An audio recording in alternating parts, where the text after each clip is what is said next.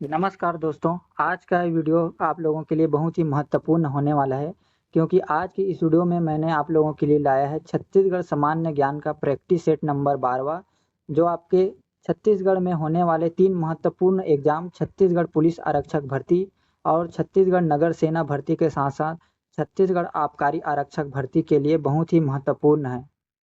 तो दोस्तों, वीडियो में आगे बढ़ने से पहले एक बार वीडियो को लाइक कर दीजिए और वीडियो अगर पसंद आए तो अंत में चैनल को सब्सक्राइब करना ना भूलें, ताकि हमारे नेक्स्ट आने वाली वीडियो की नोटिफिकेशन आप तक पहुंच सके। तो चलिए आगे बढ़ते हैं क्वेश्चन की ओर। आपका पहला क्वेश्चन है, उस विदेशी यात्री का नाम क्या है जो 7वीं शताब्दी में छत्तीसगढ़ आया था?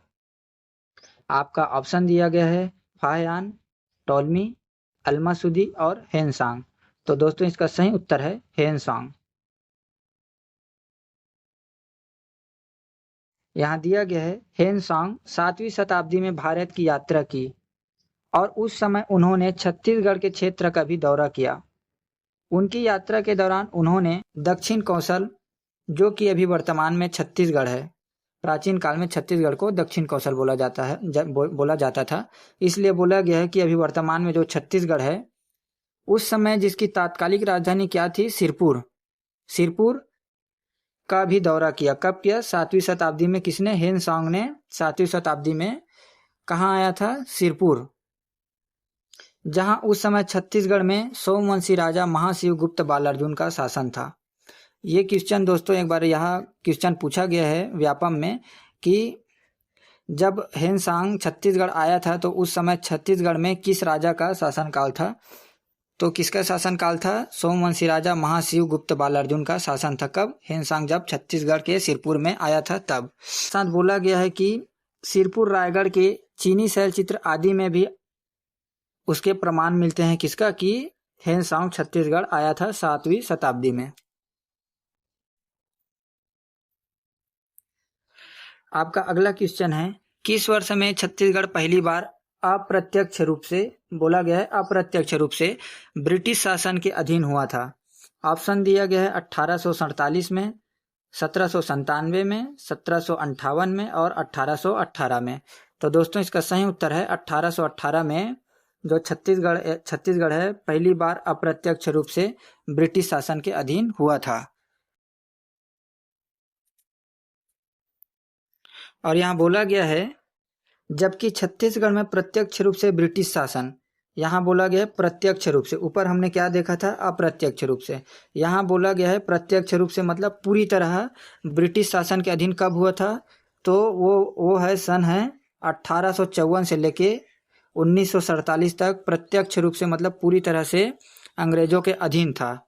जबकि अप्रत्यक्ष रूप से कब तक था? 1818 से लेके 1830 तक। और जो 1830 से लेके ये जो 1854 तक का जो समय है, बीच का समय, उसमें पुनः भोसला शासक था, जो रघु जी तृतीय का शासन था, भोसला शासक का। दोस्तों,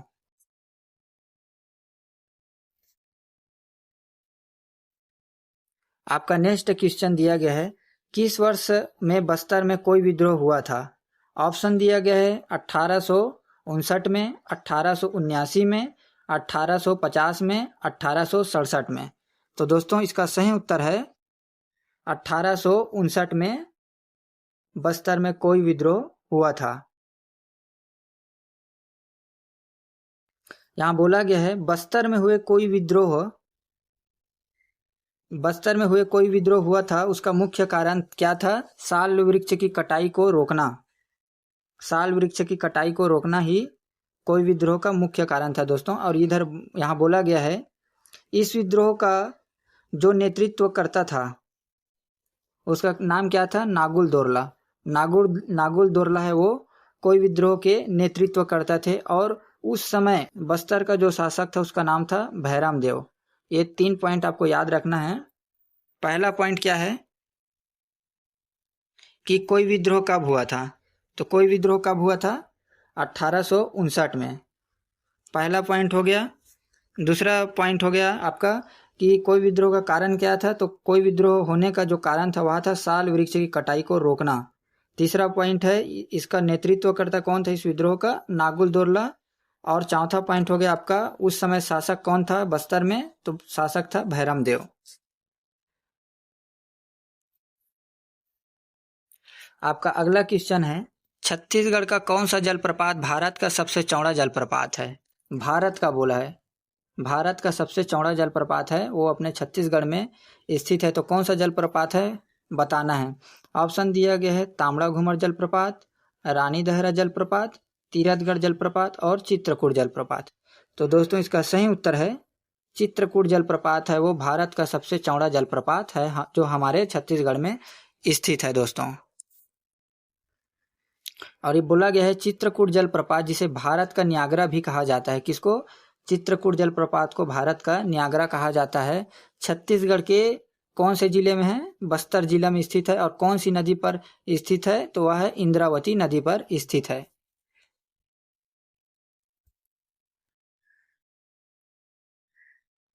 आपका अगला क्वेश्चन दिया गया है, 1859 में दक्षिण बस्तर में हुए उस विद्रोह को पहचाने जो बस्तर के बाहर के लोगों को साल वृक्ष काटने का ठेका देने के ब्रिटिश निर्णय के खिलाफ था। तो दोस्तों ऊपर के क्वेश्चन में हमने देख लिया है कि 1859 में कौन सा विद्रोह हुआ था जो कि साल वृक्ष को काटने के विरुद्ध में हुआ था। तो वह है कोई विद्रोह, आपका सही उत्तर है।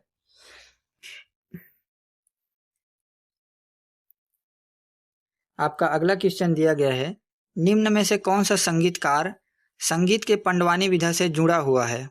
आपका ऑप्शन दिया गया है रितु वर्मा, ममता चंद्राकर, सिंधुरा भार्गव, वंदना विश्वास।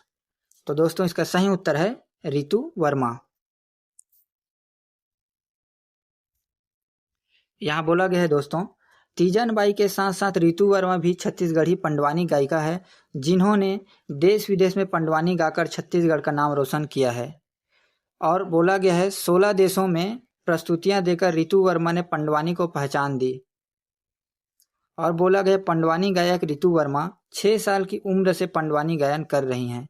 रितु का जो जन्म है वो भिलाई के रुआ बांधा में हुआ था।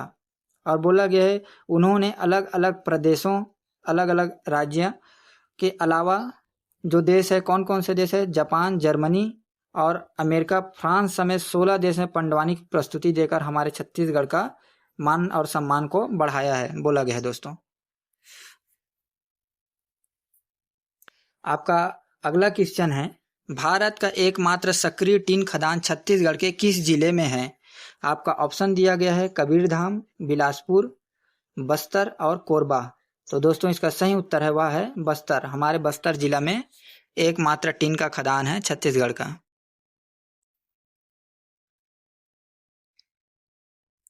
आपका अगला क्वेश्चन दिया गया है, छत्तीसगढ़ के आदिवासी बहुल पंचायत में हर 3 महीने में ग्राम सभा की कम से कम कितनी बैठक आयोजित की जानी चाहिए? हर 3 महीने में ग्राम सभा की कम से कम कितनी बैठक आयोजित की जानी चाहिए पूछा गया है। तो आपका ऑप्शन दिया गया है 1, 2, 3 और 5। तो दोस्तों इसका सही उत्तर है कम से कम 1 बैठक होनी चाहिए। आपका ये सही उत्तर है दोस्तों। आपका अगला क्वेश्चन है, छत्तीसगढ़ के आदिवासी बहुल पंचायत की ग्राम सभा की बैठक की अध्यक्षता कौन करती है? किसका? आदिवासी बहुल जो पंचायत है उसमें जो ग्राम सभा की जो बैठक होता है उसकी अध्यक्षता कौन करता है पूछा गया है। ऑप्शन दिया गया है सरपंच, उप सरपंच, ग्राम सचिव और अनुसूचित जनजाति का सदस्य। तो दोस्तों इसका सही उत्तर है अनुसूचित जनजाति का सदस्य। आपका अगला क्वेश्चन दिया गया है, भारतीय संविधान का अनुच्छेद 243(1) निम्न में से किसका प्रावधान रखता है?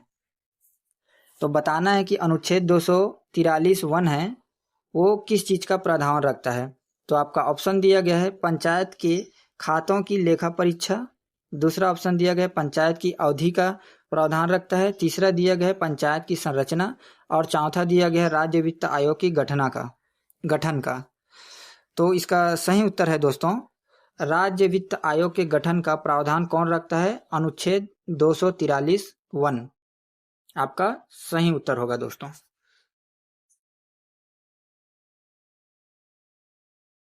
आपका अगला क्वेश्चन है, छत्तीसगढ़ राज्य में मंत्रियों के वेतन और भत्ते के बारे में निर्णय लेने का अधिकार किसके पास है? किस चीज का? मंत्रियों के वेतन और भत्ते के बारे में निर्णय लेने का अधिकार किसके पास है, पूछा गया है। ऑप्शन दिए गए हैं, भारत के राष्ट्रपति, छत्तीसगढ़ के मुख्यमंत्री, छत्तीसगढ़ के राज्यपाल और विधानसभा। तो दोस्तों इसका सही उत्तर होगा विधानसभा के पास यह निर्णय लेने का अधिकार होता है। दोस्तों आपका अगला क्वेश्चन है, उस संगीतकार का नाम बताइए जिन्होंने लोक संगीत को बढ़ावा देने के लिए छत्तीसगढ़ में सोनहा बिहान नाम से कंपनी शुरू की। तो आपका ऑप्शन दिया गया है, पूनाराम निषाद, रजत ढोलकिया, सुलोचना पंडित और दाऊ महासी चंद्राकर। तो दोस्तों इसका सही उत्तर है वह है दाऊ महासी चंद्राकर ने लोक संगीत को बढ़ावा देने के लिए सोनहा बिहान नाम से कंपनी शुरू की थी।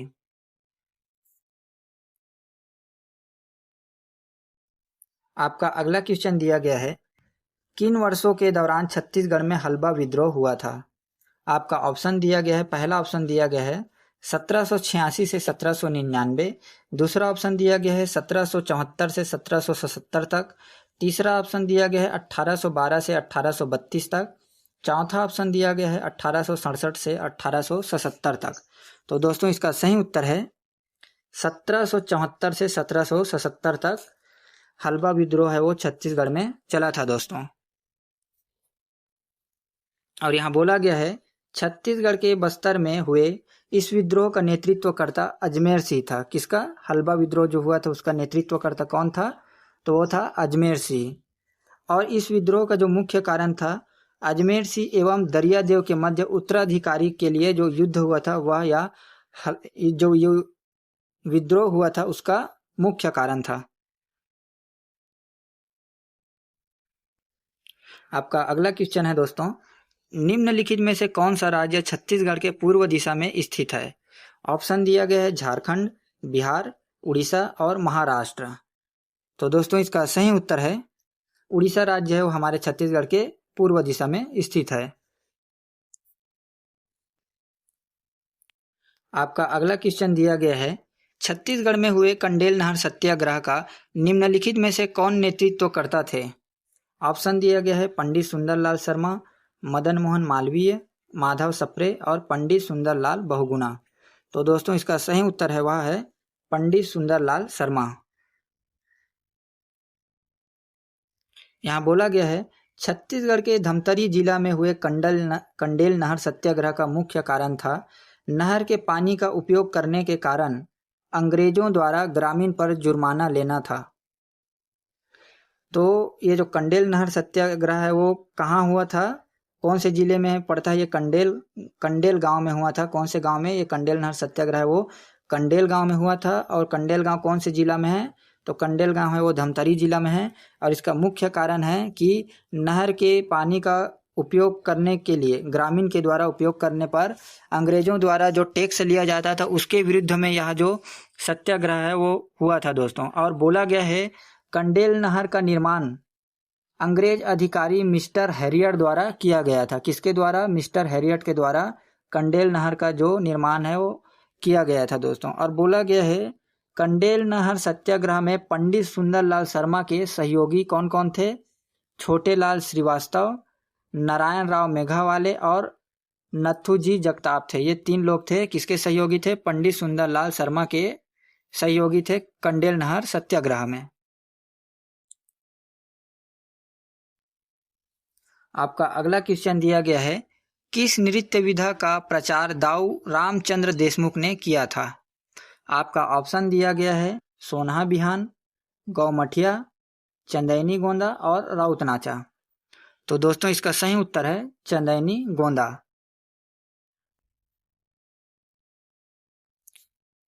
आपका अगला क्वेश्चन दिया गया है, छत्तीसगढ़ के प्रसिद्ध लोक नर्तक देवदास बंजारे किस नृत्य शैली से जुड़े हैं?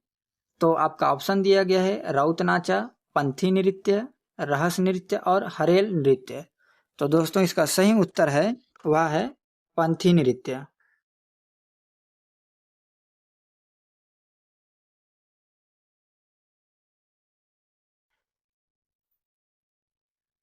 आपका अगला क्वेश्चन दिया गया है, छत्तीसगढ़ राज्य के महाअधिवक्ता की नियुक्ति किनके द्वारा किया जाता है?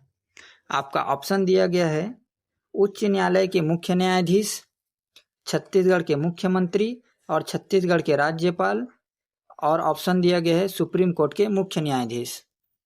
तो दोस्तों इसका सही उत्तर है वह है छत्तीसगढ़ के जो राज्यपाल है वो छत्तीसगढ़ राज्य के महाअधिवक्ता की नियुक्ति करता है।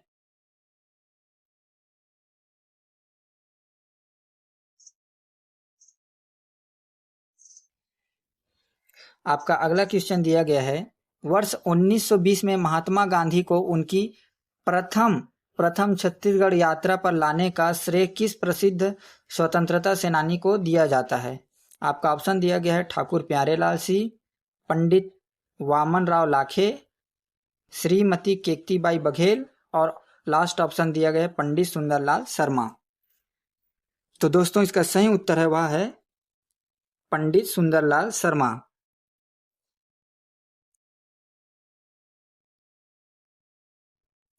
और दोस्तों यहाँ बोला गया है, गांधी जी सर्वप्रथम छत्तीसगढ़ 1920 में आने का जो मुख्य उद्देश्य था वह है धमतरी जिला के कंडेल गांव में जो नहर सत्याग्रह हुआ था। हमने ऊपर वाले प्रश्न में देखा है, तो यही मुख्य उद्देश्य था। जब गांधी जी सर्वप्रथम छत्तीसगढ़ 1920 में आए थे तो वो कंडेल गांव में जो सत्याग्रह हुआ था उसके लिए आए थे दोस्तों।